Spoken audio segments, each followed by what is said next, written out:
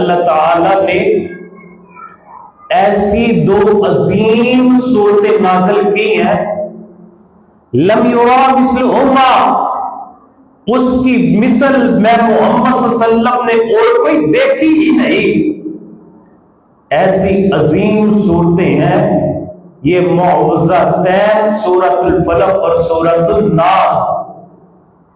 سستی ہے وگرنہ یاد تو بچوں کو بھی ہے، جو بچوں کو یاد ہے بڑوں کو کیوں نہیں یاد ہوگی؟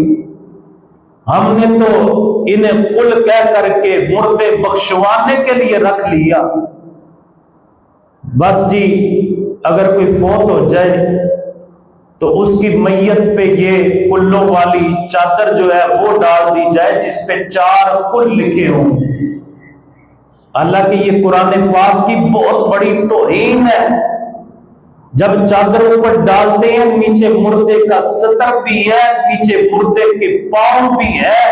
ہم نے خود قرآن پاک کی ایسی توہین کی ہے، اس توہین کو ہم سمجھتے ہیں کہ شاید یہ مردے کے بخشنے کا سبب بن جائے گی۔ یہاں پہ قرآن اگر کہیں پڑھا ہو تو بندہ دیکھے کہ پاؤں کے نعوذ باللہ اللہ نہ کرے برابر ہے تو ہر بندہ اس رکھنے والے کو ڈانٹے گا، یار یہ تم کیا کر رہے ہو؟ یہ قرآن پاک کی توہین ہے۔ قرآن کو بلند کر کے رکھو، قرآن کو اونچا کر کے رکھو، قرآن کو سینے سے لگا